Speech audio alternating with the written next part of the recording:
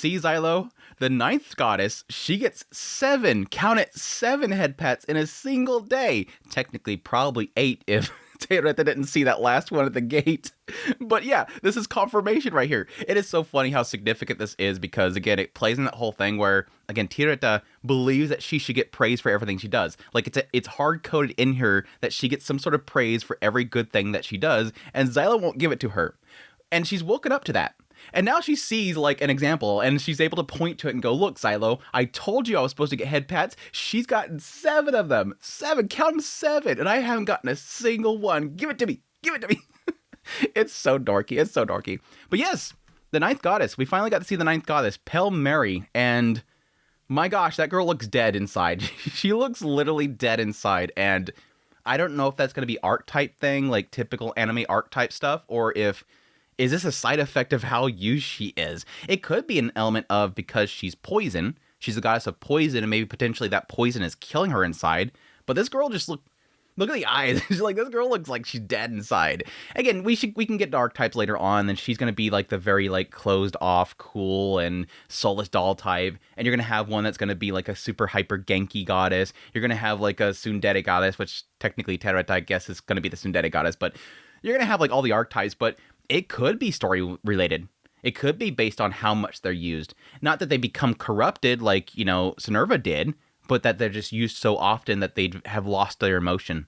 They've lost any semblance of themselves. And yes, that could be to Pale Mary playing her role for Horde, following him around, doing exactly what he says, following orders in order to get the head pats, keeping in line, and that has led to her basically just being this soulless doll, just following around and doing her deeds. Who knows? I mean, it had a little bit of semblance of like a little pep in her step when they go to leave. She goes up there and does the bow and then trots off. It had a little bit of, something of personality in there, but for the most part, God, this girl she just looks dead. Like, she just looked dead inside. It's kind of unsettling, but at least we got to see another one of the goddesses. I'll be interested to see if we see any more of them or if we see more of Pale Mary herself. It looks like she's left behind a massive stock of, not wine, poison, a bunch of barrels of very poisonous wine. That was very interesting how she's contributing to the group itself, but we'll see. We'll see if we'll see more of her, but yeah, other than that, pretty decent episode 5 of Sentence to be a Hero. I honestly feel like a lot of this was just set up. There's a few good points in this episode, obviously getting the backstory of Sav. I want to say Sven. Sav, we get his backstory. We get a little bit more touch on a little bit more of Venetum as he kind of brings up the, sympathizers to the Blight. And then, of course, the very end there, getting the big reveal.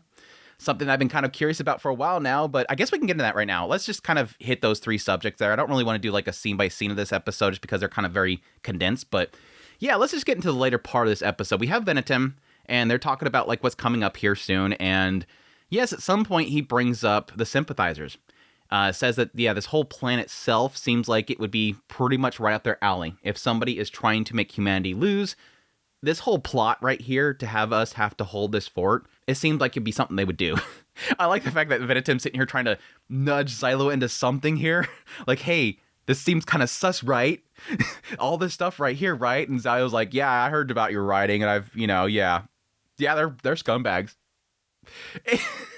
It's like one of those conversations you're having with somebody, and you're like, you're talking about all this deep crap and all this crazy stuff that's going on, or some crazy theory, and somebody just replies, "Cool, yeah, I agree."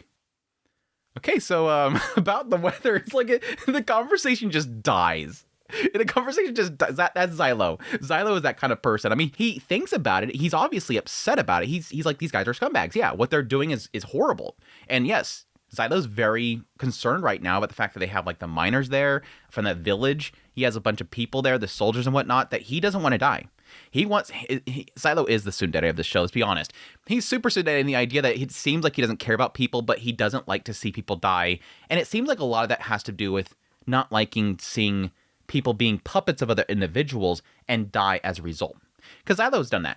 And he's obviously experienced Sinerva doing that. This is something that's like hardwired in his brain. He doesn't like to see basically the puppeteers get the puppets dead. And basically it. Not that he cares about people below him that's, down there and getting ready for the battle in the fort. It's because he doesn't want them dying to the people that are over there in some fortress somewhere. That's the key thing there. But anyways, getting back to Venetum.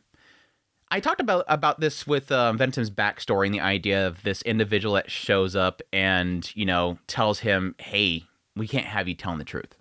And there was a big, lull there in the fact that this guy is writing a bunch of BS about, some infiltration into the temple of people that, favor the Blight, and the Blight itself is infecting the temple, and you can't have you saying that stuff because it's real, it's true, and I'm going to put this inscription on you that keeps you from telling the truth, and I'm going to sentence you to be a hero. It seemed odd at the time, honestly, the idea of why would you not just want him dead? Because if they sentence him to be a hero, yes, it's a fate worse than death, but the problem here isn't so much that they want to punish him for saying that. They want to shut him up. So my mindset there was, why would you not just have him killed to prevent him from potentially saying something later on? Is this inscription that powerful? We're already seeing right here it's not very, because he's yes, not directly saying things about this to Xylo, but they're bringing it up. He's saying, what if a faction like that existed? That seems like that's telling the truth right there. That would be something of it's not direct, but it's indirect, but it's telling the truth about something he's not supposed to be telling about.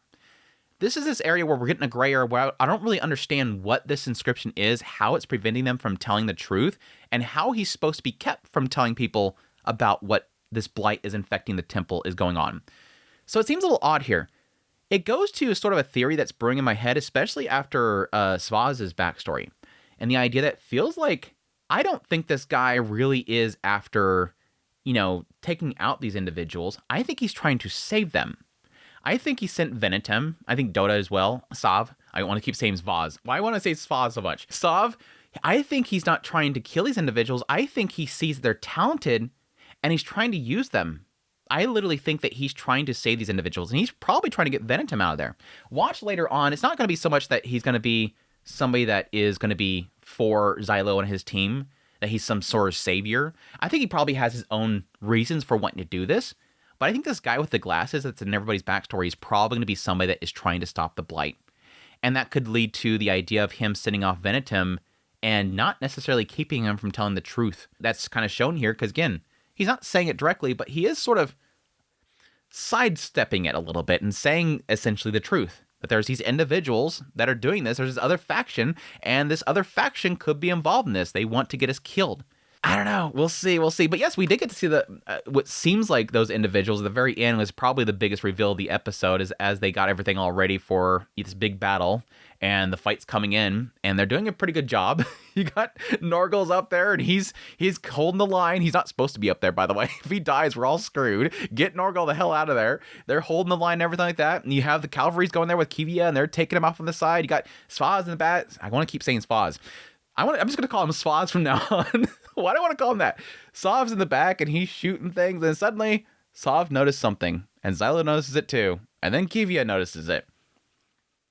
Humans on the back of Blights, riding them around like horsies. Now, this is a big question mark that I had for the longest time. Was it going to be one of those things where, like, yeah, you have the people that are sympathizers to the Blight, and they worship them. They think they're like the next evolution of mankind, and thus they want to, make mankind stop attacking them and accept their fate to, merge with the Blight. Something like that. Or is it going to be one of those things where, yeah, they do technically control them. They know how to communicate with the Blight. Something like that. Is it going to be one of those things where they're just all stupid fanatics that just, go up there and say, oh, Kami, and they get, chomped down by the Blight and think that that's some sort of, like, pathway to heaven or something like that. What is it going to be? This seems to imply that they at least know how to ride them, and they're not being attacked by the horse Blight thingies. So it kind of makes me believe they have some sort of, at least, way to not be attacked. That at least that minimum. They're not being attacked by these things. They have something about them that's preventing that. Could it be putting a scent on them, something? It could be they're potentially communicating with them. Are they actually humans? Are they going to be humans that are corrupted by the Blight? Again, they brought up with this information that Venetum had wrote about, that they're infected. They're humans that are infected by the Blight. It could be simply just people being partially infected by the Blight and still retaining some sort of sentience and able to fight alongside the Blight. Either way, it does definitely change things a bit, because how they structured their defenses at this fort was around the idea of these, mindless monsters just going straight towards them, and they're able to hold the line and shoot them and all that kind of stuff. Now you have human intelligence, And now human intelligence is actually going over here, and they're completely ignoring Kivia and her cavalry and just shooting straight for the barrier. They know where the barrier is. The monsters, they won't know. They're just going to charge in there. They know how to get around it. So it does change things a lot. You now have to strategize around the idea of human intelligence and what they would do, and using catapults and all that kind of stuff. So it definitely changed things quite a bit. It was kind of a little bit of a shocker there. It seems like everybody's shocked by this. It seems like every single person, Kivia is not aware of this, Xylo's not aware of this. Nobody seems to be like expecting this. So this seems to be a new thing to, or at least a new concept to them. Venetem would probably be the only one that would be like, yep, kind of suspected this based on the fact that I wrote that BS and it turned out to be true and they got mad at me. I should have expected this coming. I guess the question mark really is going to be at this point is like, what in this plan, and again, what Venetem is sort of alluding to, what in this plan is going to be tied in with them? Like, who on the other side of this whole situation had pushed them to do this just to set them up to be here for them to come in with their own cavalry and attack? That's going to be the question mark there. But yeah, other than that, what else is in this episode? Yeah, the opening segment, we did have, again, Sav and his backstory. I'm going to be honest, I was going to put this at the very end of the video. I didn't really like his backstory too much. It felt a little it's kind of similar to Venetem, where it feels like it's a little bit too much trying to be crammed into a little segment that it feels a little awkward. And the idea that, yeah, Sav's like, yeah, I like to kill people. It's not people that I really like. I don't like doing that. I mean, we find out later on that in some cases, like, he'll see the person has family that he's supposed to kill because he's part of this assassin group. He'll be told to take somebody out, and he's like, but they have children, so I decided to kill somebody else, beat their face up enough they didn't recognize them, and bring that person in instead. It's like, well, wouldn't later on they find out the person's still alive by the fact that they're still walking around? Unless he told the person to get lost or something like that. Hey, I'm supposed to kill you. I'm not going to kill you because you got family, but you got to get lost. Otherwise, if they find out that you're still alive, they're going to come after you. But then that's trusting that person not to mess up and running away. But anyways, that aside, it just felt like a big, massive like info dump right here, and technically like exposition dump, and the idea of like, yeah, you're killing a bunch of people. Yeah, but I don't like killing people that I like. I'm not really into that whole morality thing. And, oh yeah, by the way, I wasn't brainwashed. By the way, they brainwashed people too. That brainwashing didn't work on me. It just feels like it's all kind of forced in here. But it's technically laying out the fact that there is this assassin group, and he was a part of it. They apparently brainwash people using different things like pleasure and whatnot to kind of entice them. It didn't seem to work on him. He used to kill a lot of people. And, yeah. Now he's being chosen by this dude in glasses to be a hero. Which, again, I'm thinking this dude's probably trying to get a lot of talented people. He sees that Sav is very talented and sends him to be a hero. Again, despite the fact that he talked to Venetem specifically about this infection in the temple itself, he wouldn't be sending talented people like Sav out there. He'd want them to have the worst people possible out in the front line. This guy's a killer. Sav is a very talented killer. Why would he sentence him to be a hero if he's going to potentially help stop the Blight? I think he's working for the good side, the human side, at least against the Blight. We get to see Sav in action too in this episode, and the fact that he has extremely good eyesight and has a daisy that is by the Verkle Company, specifically enhanced by Norgal himself, by the Majesty. Majesty. The opening segment of the episode, we did get to see a little bit more of that Kivia X Xylo thing. It just feels like it's now like just every 2 seconds it's happening now. Suddenly Kivia, he's getting really close to her, and she's like, blush. Gosh dang. We're just trying to pour it on right now, aren't we? We're just pouring it on right there. Again, we had the miners show up, which was great. I liked seeing the miners show up again. They're like, hey, you helped us out. We're going to help you guys out. You know, technically our villages are nearby, so it's, you know, 2 birds, 1 stone kind of situation. Xylo was going to send them off before Majesty shows up. My men, come, I will not deny you your right to do this. We will join together and fight.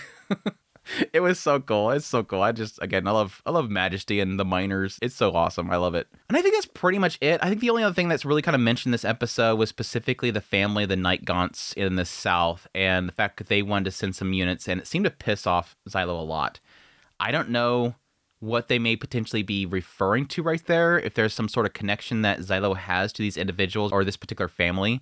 I don't think we've brought this individual up before. I don't think they were in the previous episodes, but maybe they potentially will show up anyways. It's one of those things where it's like, yeah, I don't know what these people are. It seems like it's making Xylo mad. It seems like they really badly want to send a lot of people, and I'm not sure why they would want to send 2,000 soldiers. Why they want to send 2,000 soldiers to help out Xylo with this whole like suicide mission, unless it's going to be like somebody that is... It could potentially be somebody that Xylo knew that he doesn't like anymore, like I don't know, a friend, an ex-friend, an ex-girlfriend, somebody that he knew from the past that he doesn't like anymore, that really likes him and wants to help him out, or somebody he doesn't want to owe a favor to. It could be that as well, which by how this episode's ending, it looks like Xylo really needs it. So we'll see.